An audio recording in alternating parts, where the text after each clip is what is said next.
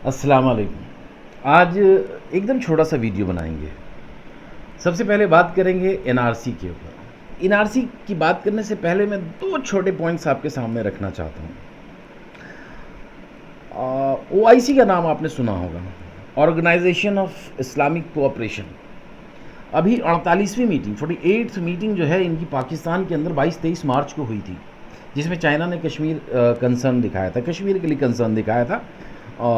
उसके बाद दूसरे तीसरे दिन और इसी महीने में अप्रैल के महीने में, मार्च अप्रैल के महीने में 2002 में सऊदी और यूएई के 33 कंपनीज जो हैं वो कश्मीर में आकर के इन्वेस्टमेंट करती हैं, करीबन 18,568 करोड़ रुपया।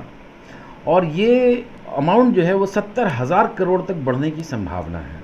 देखिए, ये ओआईसी है जो पाकिस्तान में बैठ करके कश्मीर की बात कर रही है, और ये यूएई सऊदी है जो उसी कश्मीर में आकर के इन्वेस्टमेंट कर रहा है।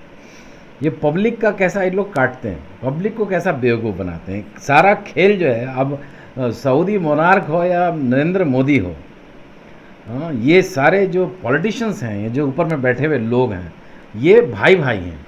इनका हिंदू मुस्लिम धर्म वरम से कुछ लेना देना नहीं है। और यहाँ मुसलमान और हिंदू, मस्जिद, लाउड स्पीकर, हिलाल, हिजाब, ये सारा चूरन इनको इसलिए दिया जा रहा है क्योंकि बाबरी मस्जिद के फैसले के बाद में कट्टर हिंदूवादियों के पास में कोई ख़ास मुद्दा बचा नहीं था, तो अभी उन्होंने एक नया मुद्दा मस्जिद का, ज्ञानवापी मस्जिद के बारे में उठाना शुरू किया है। क्योंकि कोई ना कोई परमानेंट लॉलीपॉप तो देना होगा, नहीं तो फिर बच्चे रोएंगे। बच्चों को इंगेज करने के लिए उनको आपको लॉलीपॉप तो देना पड़ेगा। उससे भी बड़ा लॉलीपॉप इन्होंने अखंड भारत का दिया, तो इस बारे में हम बाद में बात करेंगे। पहले ओआईसी की बात ही कर लेते हैं। ओआईसी की बात करते हैं। ओआईसी को मैंने 2 से 3 साल पहले एक लेटर लिखा था, जिसमें उनसे पूछा था कि आप लोग किसी कंट्री को पहले पैलेस्टाइन बनने के लिए, फ़लस्तीन बनने के लिए छोड़ देते हो, नज़रअंदाज करते हो कि वो फ़लस्तीन बन जाए, और फिर बाद में आप उनको उनके नाम पर मीटिंग करते हो और चौंचले करते हो।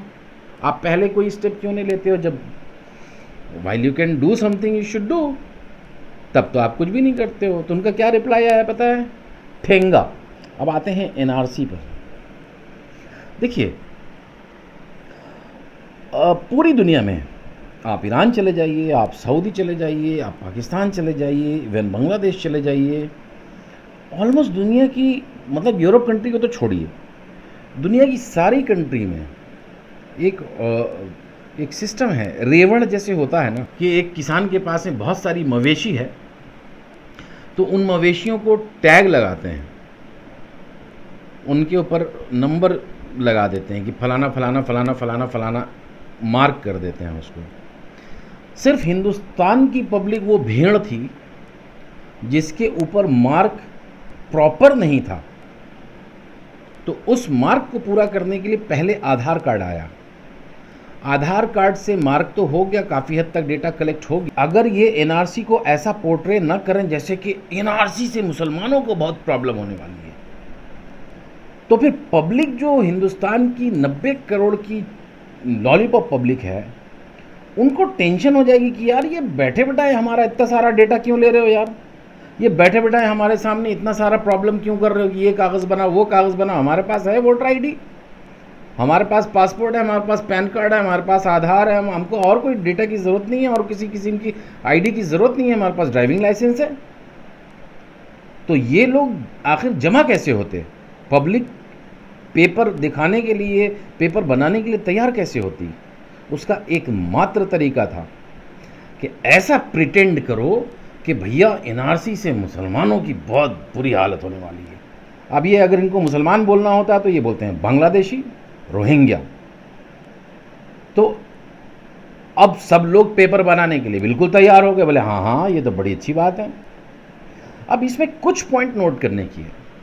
पहली पॉइंट कि इस बात को श्योर करने के लिए कि मुसलमानों को इससे बहुत प्रॉब्लम होने वाली है, इन्होंने फ़खरुद्दीन अली अहमद की फैमिली को एक्सक्लूड कर दिया था एनआरसी से। असम में इमेजिन कीजिए, एक प्रेसिडेंट की फैमिली को एक्सक्लूड कर दिया कि तुम इंडियन सिटीज़न नहीं हो, ठीक है। और एक कारगिल वॉर हीरो को भी इन्होंने एक्सक्लूड कर दिया कि तुम इंडियन सिटीज़न नहीं हो, एनआरसी में तुम नहीं हो। आपको ऐसा लगता होगा कि ये चीज़ें जो हैं उसको क्या गैर जिम्मेदारी, इर्रिस्पॉन्सिबल अथॉरिटी की वजह से हुई होगी। मैं इसको अलग तरह से देखता हूँ। ये वो स्ट्रैटेजी है जिससे पूरे मुसलमान की स्पाइन में एक ठंडी लहर दौड़ जाती है, इस खौफ से कि जब ये लोग प्रेसिडेंट की फैमिली के साथ में ये कर सकते हैं तो मेरे और आपके साथ में भी तो कर सकते हैं ना। ये मैसेज हमको भी मिलता है और ये मैसेज लॉलीपॉप वाले ज़ॉम्बीज़ को भी मिलता है। भक्त को मैं ज़ॉम्बीज़ कहता हूँ। तो ज़ॉम्बी खुश हो जाते हैं इस बात से कि वाह, इसका मतलब है कि बहुत सारे मुसलमानों को ये एक्सक्लूड करने वाले हैं। और मे बी अंग्रेज़ी में एक कहावत है, hope for the best but plan for the worst. मेरा सवाल आप लोगों से सिर्फ इतना है, आपने एनआरसी को सीरियस लिया है क्या? या आप बारिश का इंतज़ार कर रहे हैं कि जब बारिश होगी तब हम छाता खरीदेंगे? आपने डॉक्यूमेंट अपना देखा है क्या?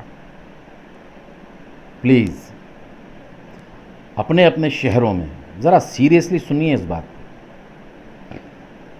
अपने अपने शहरों में,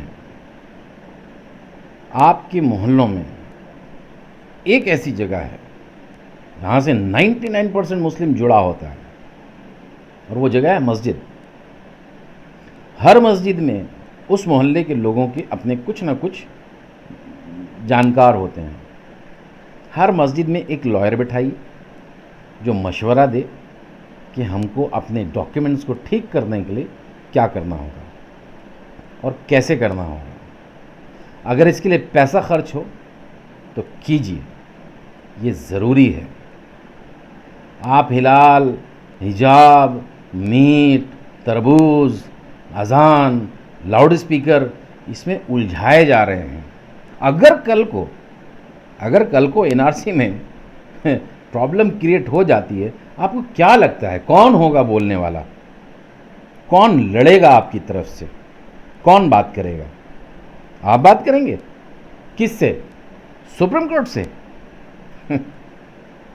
दोस्त, बारिश आने से पहले छाता का इंतज़ाम कीजिए। मशवरा है कि एनआरसी को ज़रा सीरियस लीजिए। इतना सीरियस भी मत लीजिए कि आपको लगे कि हम तो भैया पता नहीं कहाँ जाने वाले हैं। ऐसा कुछ नहीं होने वाला है, क्योंकि जस्ट ये इतनी सी बात है कि पूरी दुनिया में हर दुनिया की सरकार ने अपनी पब्लिक को, यानी कि अपने मवेशियों को एक रिकॉर्ड में रखा हुआ है। उनके पास पूरा रिकॉर्ड है। सिर्फ इंडिया एक ऐसी कंट्री है जहाँ पर पब्लिक का पूरा रिकॉर्ड गवर्नमेंट के पास में मौजूद नहीं है, उस तरह से जिस तरह से होना चाहिए, ऑर्गेनाइज्ड तरीके से। तो वो करने की कोशिश हो रही है, क्योंकि फ्यूचर में आपको पेपर्स की ज़रूरत पड़ने वाली है। तो आप उस पेपर्स को सीरियसली लीजिए ना। इंतज़ार किस बात का है? क्या वो दिन का आप इंतज़ार कर रहे हैं जब आपके दरवाजे पर आकर के कोई नॉक करेगा और पूछेगा आपसे? क्योंकि ये बर्डन प्रूफ करने का कि आप सिटीज़न हो कि नहीं हो हिंदुस्तान के, ये आपके ऊपर है। जी साहब, ये इंडिया है, दुनिया की सबसे बड़ी डेमोक्रेसी है ये, और यहाँ पे बर्डन ऑफ प्रूफ जो है वो हमारे और आपके ऊपर है। हमारे रजिस्ट्रार जनरल ऑफ इंडिया जो हैं हरियाणा कैडर के विवेक जोशी साहब, यही माई बाप हैं आज के डेट में। ज़रा सीरियस कंसर्न है ये, ज़रा सीरियस बातें हैं ये। प्लीज़ थोड़ा सीरियस हो जाइए, कुछ चीज़ों को लेकर के सीरियस हो जाइए। अगर आपको मेरी बातें सही लगती हैं तो लाइक कीजिए, सब्सक्राइब कीजिए और शेयर कीजिए। मैं आपके लिए कंसर्न हूँ। ये वीडियोस आपके लिए बनाया जा रहा है, आप जैसों के लिए बनाया जा रहा है।